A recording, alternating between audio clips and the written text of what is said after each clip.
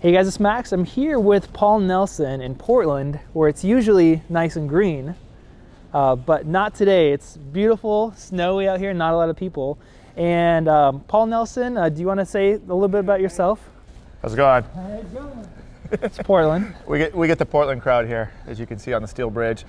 I just ran a 50-mile race on Catalina Island Saturday, this last Saturday, so I'm a little bit sore, but and then I own an electrical company. And then I also am a pro sports photographer, and I probably shoot about 40 events a year, all ultra marathon. And an ultra marathon is anything over 26 miles, usually on trails in the mountains.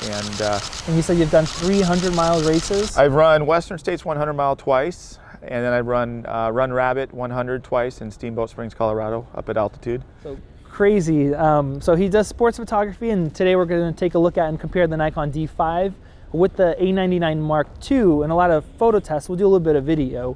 But I was telling him, the most sports I do is a bride walking down the aisle. So, and he does trail running, MMA, what other stuff do you shoot?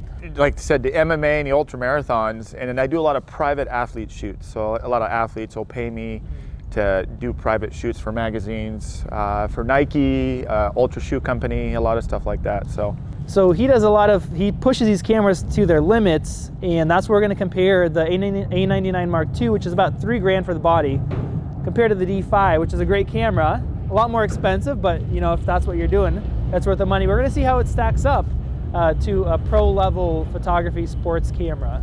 All right guys, so he gave me a few pointers. I'm going to go ahead and try with this camera, and then with the A99, we're going to flip around. I'm going to run. He's going to give me some pointers, probably how to run properly. And then he's going to shoot to make sure we have a professional doing testing instead of just me messing around with the cameras. So Paul set up all the settings like he does for tracking runners, so we should have optimal settings with both cameras.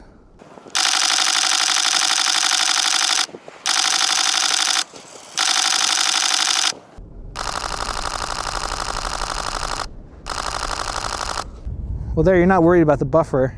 Correct. So he doesn't have to do this 100 times. Yeah.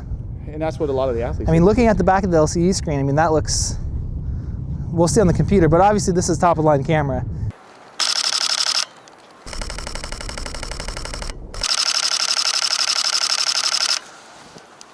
So I just did my test runs. Now Paul's going to do the actual pro shooting, and we have the latest 70-200 here, but Paul actually has a 80-200 Minolta that you bought and used on this camera. Do you want to tell us a little bit about that? Yeah, I originally had the A99ii. I loved it, but it wasn't a sports camera. I love the Minolta lenses. They're sharp, great price. They're screw drive, but the colors are amazing. They kind of got a retro color. I picked this up from Japan on an eBay for about 800 bucks, and so far it's been great. At 200 millimeter 2.8, the thing is just dead on. So we're gonna see how much this thing is less than half the price of this lens here. So we're just gonna throw it in just for fun and see how that compares with, you know, for autofocus tracking to their top of the line latest 70-200. Yeah. So, all right, so now my turn to run. We'll see how I do.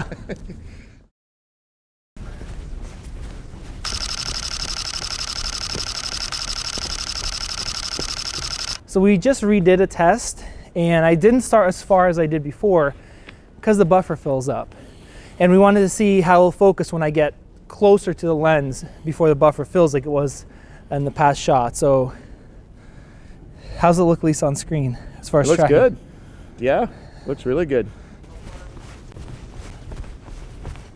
So did the buffer fill up on that one? Oh, it's still, no. We're still waiting for it to. It's still waiting to clear. It's been what, 20-30 seconds? We still have 12 more frames to clear, where the Nikon D5 doesn't care. Wow, that 25-year-old lens is sharp.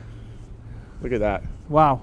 Does that look sharper than the, I guess we'll see it in Lightroom. Sharper than the 2600. And it looks like it's tracking really well. It is. That might be the budget go-to lens for a sports photographer. $3,000 camera, maybe $800 to $1,000 lens. You get the 79 focusing points, but for me, sometimes that's enough. It doesn't look like there's a difference, at least on the back of the screen. We'll take a look later. You get 399 focusing points with the other one. But like as far as when you're doing the tracking like that, you have the cluster in the center. If you cluster the center. And yes. Yeah. If you're not using if you don't need to use all those points. Wow. Right. I'm impressed. We'll look in Lightroom, but I'm really impressed. Cool. So I think the next thing I think we should probably do is just test 20 images, focusing between like a close point, like this guardrail, and then far distance. And maybe you could use a stopwatch, time how long, I'll call it out, and then we'll see if there's any difference. So we just did a couple tests on the A99ii with the two Sony lenses, and surprisingly, both are about 19.5 seconds, right in that 19 to 20 second mark. And even the old lens that's 25 years old seemed to do just as good as a $2,600 latest SSM2 Sony lens. So now, time to test out the Nikon. 1, 2, 3, 4, 5, 6, 7, 8, 9, 10, 11, 12, 13, 14, 15, 16, 17, 18, 19, 20. So what do we have there? 18.25. So about a second to second and a half faster than the Sony. So I think we're gonna go grab some lunch and then we're gonna continue with our tests. So we're here at this really cool location. Paul's gonna let us know what this is here. This is Willamette Falls. This is the Willamette River, and this is the old paper mill that they're slowly abandoning. They're gonna demolition this, but it's kind of a unique historic area, so pretty amazing. You can see in the background all these waterfalls, and kind of a neat area to get some shots.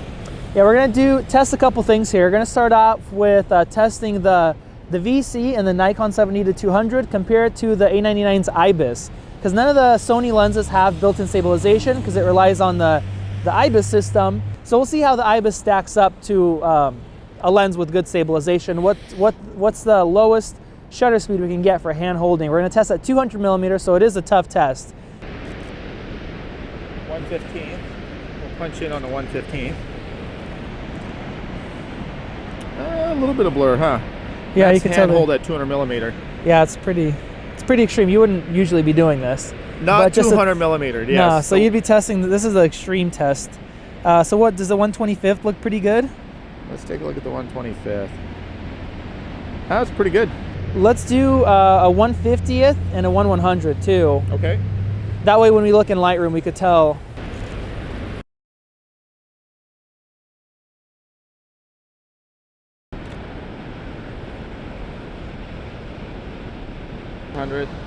One 100. Both sharp, and then 1/25th. Next thing we're going to test is the resolution of the sensors. Obviously, this is a 42 megapixel camera. It's going to have a lot more detail than a 20, but at least this way we can see what that difference means. And we're shooting this the same location, so lots of detail over there. We'll be able to crop in and check that out. So these are same lenses, Tamron 15 to 30, shooting it at f10, and we'll see what we get.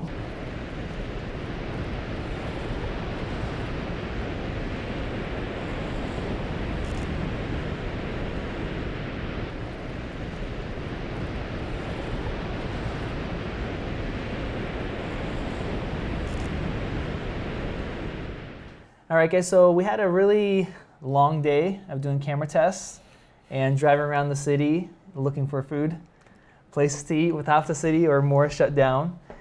We did a bunch of tests like you guys saw. None of it was super scientific, but it was real world testing, comparing these cameras. A couple things were big surprises to me personally.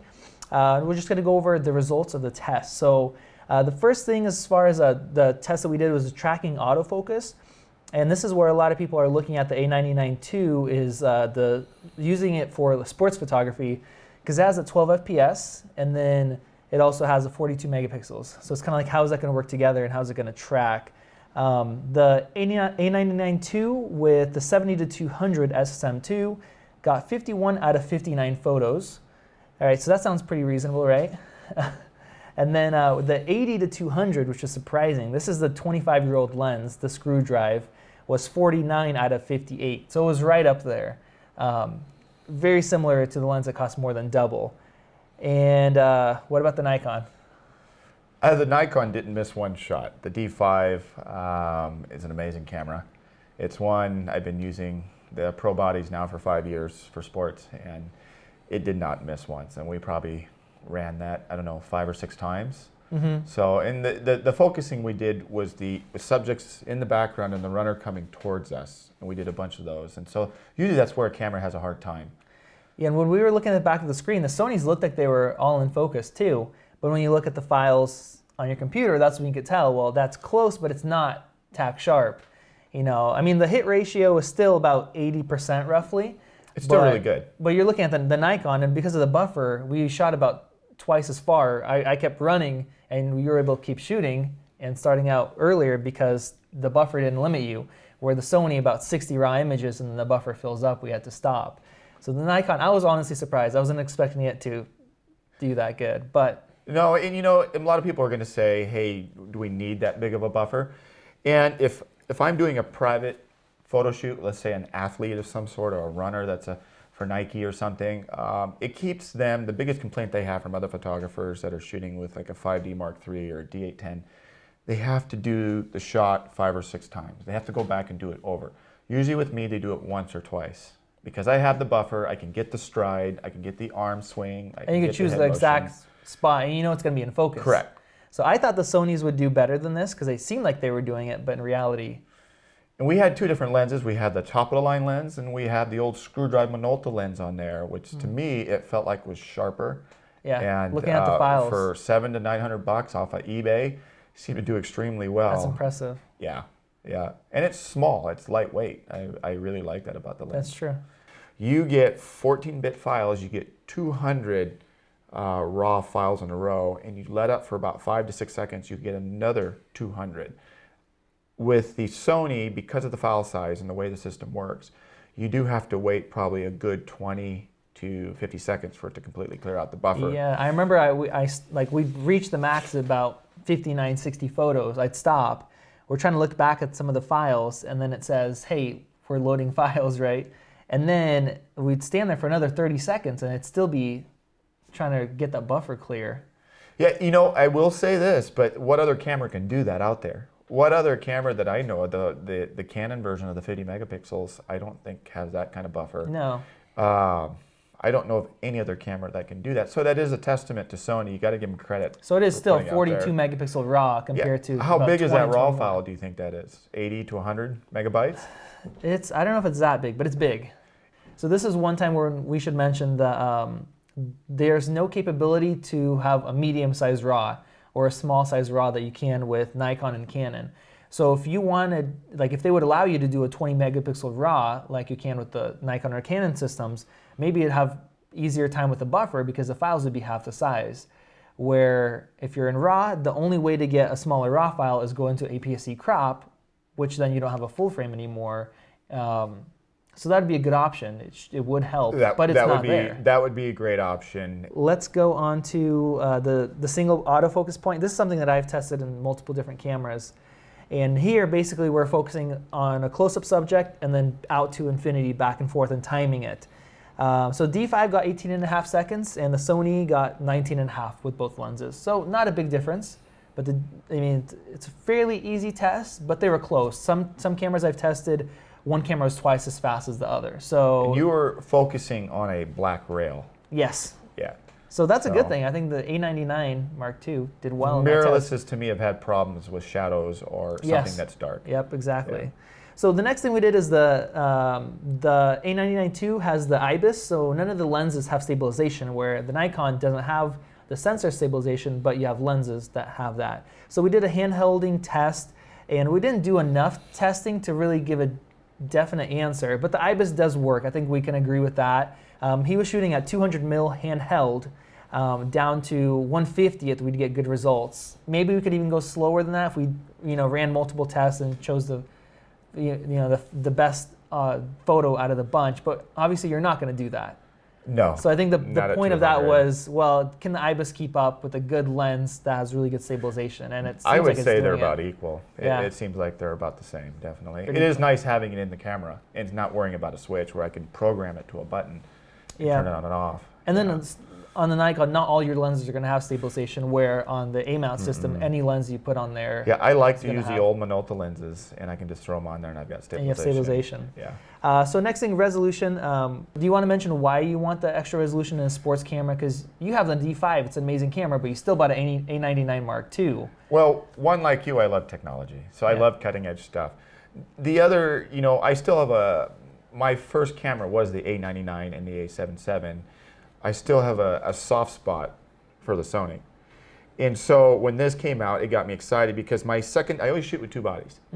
So let's say, like I said, I do ultra marathons. When a runner's coming, I usually have a bunch of runners coming. I shoot them straight on, I put a camera down, and I shoot a wide shot. And I've been using the D810, which is only good to about 6400 ISO, or the D750, which I'm limited on the buffer. If I get a bunch of runners coming, I will max and miss the shot. I get one chance to get the shot. This camera, what it allows me to do, because I get a lot of magazines that request bigger file sizes all the time, or I get people that want big prints. For whatever reason, I get it all the time. I shoot hundreds of thousands of photos, and I usually get 5 to 10 a month. Hey, do you have a bigger file size? I need a bigger file size. And so this kind of solves that. But because I shoot in really dark woods, cloudy forest, rain, crazy conditions, I need that low light ability. And this is the first camera that I have that won't limit me with buffer, that won't limit me with frames per second, that won't put that limit on me and can actually and autofocus. in resolution too.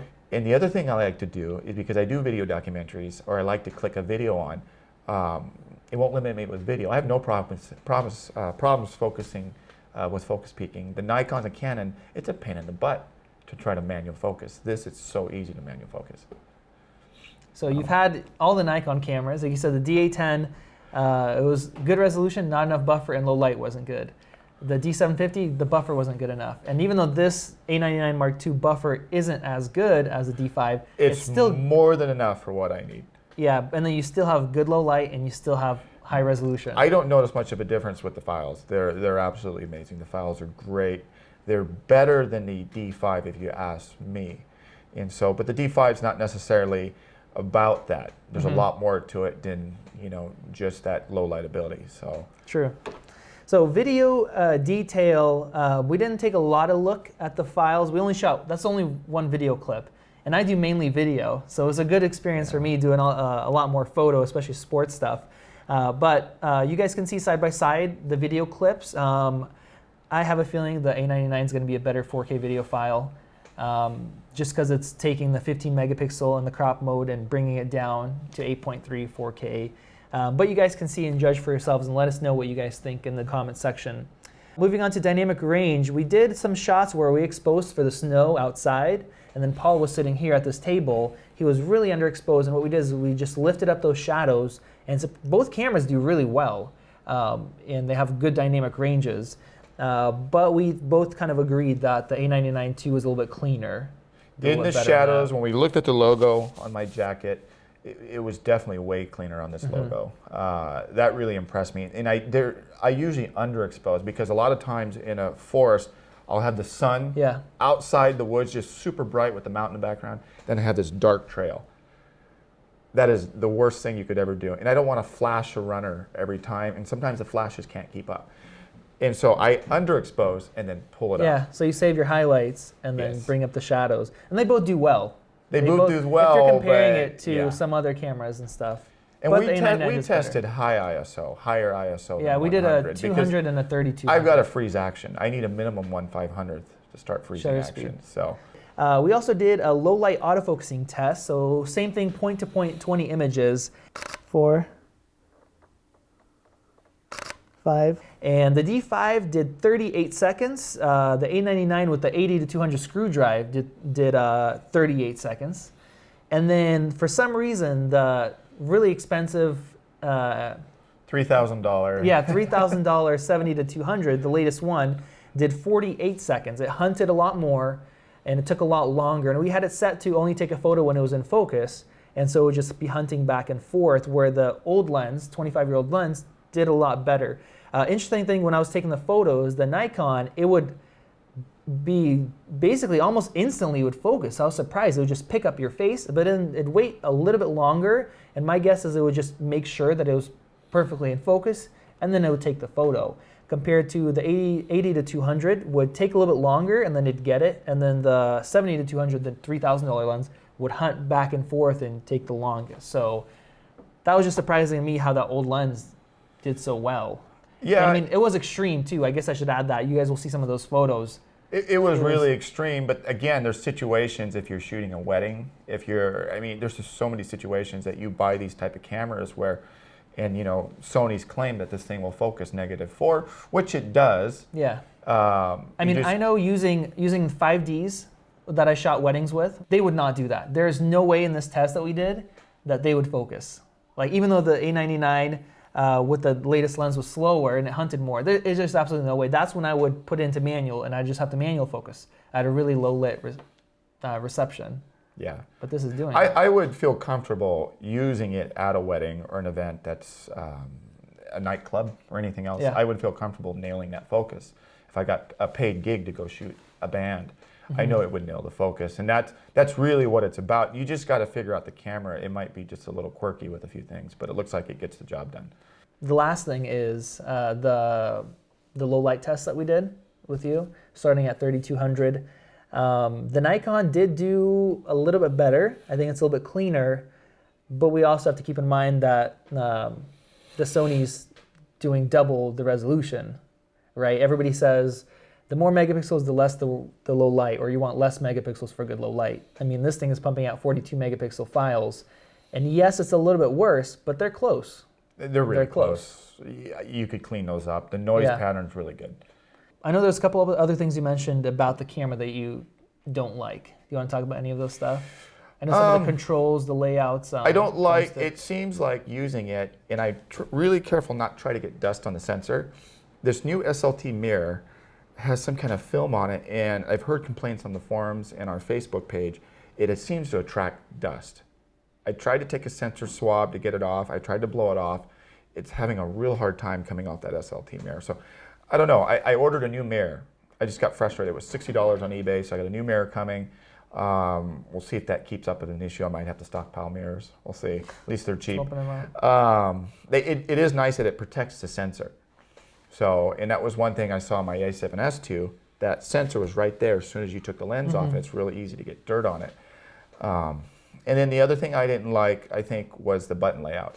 My thumb, I always focus with AF on. So I mapped the AEL on there, and to be my AF on, well, I kept bumping the autofocus, manual focus button because it was awkward to move that thumb position all the way over. It wasn't natural. The Nikon, it's a pro body, yes, it's a lot more, but it's the grip where the fingers go is a much better placement. And so those things just drive me nuts. I'm trying to think of anything else on the camera. The weather sealing seems great. I've soaked the camera. I did a shoot with a humongous waterfall and a runner. No water got in it. So I've drenched the Nikons. I have gotten water into almost every pro body. I know they say they're basically bomb-proof and waterproof. None of them are. I've sat in downpours for 11 hours trying to cover it up with bags on the Nikons. They all get water in it eventually. So I haven't done that with the Sony. I'm sure I will with some of the stuff I do. But your initials splashing on it and stuff, it worked. No, even the old screwdriver didn't get water in it. So it did good. So basically, I think my conclusion is it's just looks like a great all-around camera. Like you said, the weather sealing is good. The tracking, yes, it didn't have every single photo in focus like the Nikon did, but we still got a lot of usable photos, and the tracking was really good. High resolution, good in low light. You can crop in. Video modes, we didn't test a lot of video, but it has really good 4K video. You've done more testing on the video, yeah. I did in Austin, Texas. Texas. You've got real S-Log 2, S-Log 3, a lot of controls on there. You've got more control on the 120p on that camera, so. Yeah, so you have, it's just a great all-around camera. I know a lot of sports people are kind of gravitating to it, but it really is like it could do everything camera. And I guess a big factor is the price point, $3,000. And what it can do for $3,000, right? It can do sports, it could do good tracking, it could do good landscapes with good dynamic range, it could do good video. You have a lot of A-mount lenses. You're showing me a lot of those lenses that are available. 600 f4, 300 f4, 200 f2. You don't get the 399 focusing points. You get the 79, and it's pretty wide in the viewfinder. But that camera does amazing with those focusing points. They are tack sharp. I've been looking at all the people on Facebook that are using the 600 f4 or the 500 or the 300 2.8. And those Minolta lenses are really, really sharp. I'm this impressed. 25-year-old lens, super sharp, and even though you're not using all 399 focus points, you're using what, 79, it still did great for the test that we did. So I think if you're somebody who is trying to get into sports and you don't have a big budget, or you don't have a bunch of paying gigs where you can just go out and buy a D5, or you're a hybrid shooter, you want to shoot video, you want to shoot whatever, sports, you're able to pick up this camera for $3,000, right? And then that 80 to 200 2.8 screw drive lens for, you said $700 to $900 on eBay, and get really great results, really good tracking, really great files for under $4,000, and then you can add in a 28 to 70 or like a. They've got every option. They have a 35-1.4. I like the old Minolta lenses for video too, and it's a lightweight combination. But I mean, you seriously get amazing low light 4K video. Again, there's a lot of things you can do. I'm a hybrid shooter, and so I was excited about the D5, and it does 4K, it does all this stuff. It crops it down to almost a micro four thirds, just going, and the rolling shutter's horrible. And it just wasn't practical. I know most people aren't going to use it for that, but I wanted to use it for that, and so this camera really kind of does it all. Who knows? I'm hoping they support the camera. I think they're waiting to see how the sales go. But I know Tamron makes lenses for it. They make the 7200 VC lens. The 15 to 30 that you have. The 85-1.8, the 35-1.8, which are brand new lenses. It does seem like to me, I've done some landscape shots. The sharper the lens, the better for that 42 megapixel sensor. It really demands sharp lenses. Yeah. The one lens I haven't got that I hear it's magical on this camera is the Carl Zeiss 135-1.8. That looks like an amazing lens. Yeah. And so that is, some people buy this camera for that lens. You're showing me some of those photos. They look really good. They look really good. I don't know that the only other thing that comes close is the Nikon 105-1.4 that just released. And you can pick up a used Carl Zeiss lens for about $1,100, perfect condition. I think that lens is close to $3,000, $2,500 or something. So a lot of options. And so I guess to wrap this up, the D5, so we're comparing both these cameras. It's a great workhorse camera, crazy battery life, crazy buffer, great tracking in low light, right? It's a pro camera. But here we have a $3,000 camera that is doing great in those areas. Not as good, but it's doing a great job in those areas, right?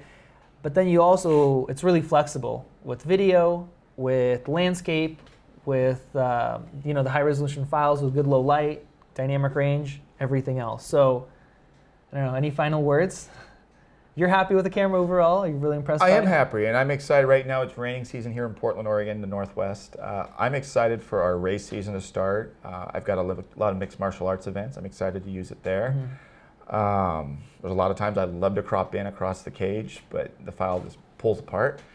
And so to get a higher megapixel file, it's going to be pretty awesome. And so I'm really excited to use it, and I'm excited to test the video out. I was kind of getting bored of the D5. I know that sounds terrible. But you're a gearhead. I am a gearhead, and I know there's a lot of you guys out there. I love my gear. I love what it can do. I love pushing the gear to the max, and I do that. I will run 20 miles to get to a spot in a volcano, St. Helens. We have a race there, and I will run 20 miles to get to that spot. Sit there for 11 hours to get the shot. And so it could be thunderstorming, it could be heavy fog, it could be snowing, it doesn't matter. That gear's got to hold up. And so I'm excited to see what this camera can do. There's nothing else like it when it comes to the file size and when it comes to sports that I know of. So I guess it's a recommendation from both of us for this camera. If you guys are waiting to see a review to see if you should buy it or not, go buy it. So there'll be links in the video description for the A99 Mark II, and then maybe if we can I'll put a few links for that screw drive lens and some good low budget options. If you are on a budget but you still want to get a good sports camera and be able to do some great photos and videos with it, where can people find some of your photos and stuff like that if they want to follow you? Paul M. Nelson. I have a Smug Mug page where I host all my photos that people purchase. So I've got a lot of photos there if they want to check it out. And so Most of my stuff is done private, and so I don't usually sell just to the general public. Usually it's just private events. So we're gonna put that link in the video description for you guys to check out. And like usual, let me know what you guys thought of this video. And if you guys have an A99 Mark II, let me know what you guys think about it. Positives, negatives, stuff like that. I'd love to hear you guys' opinions. Like usual, hit that subscribe button and enable notifications so you guys don't miss out on future videos. And we will see you in the next one.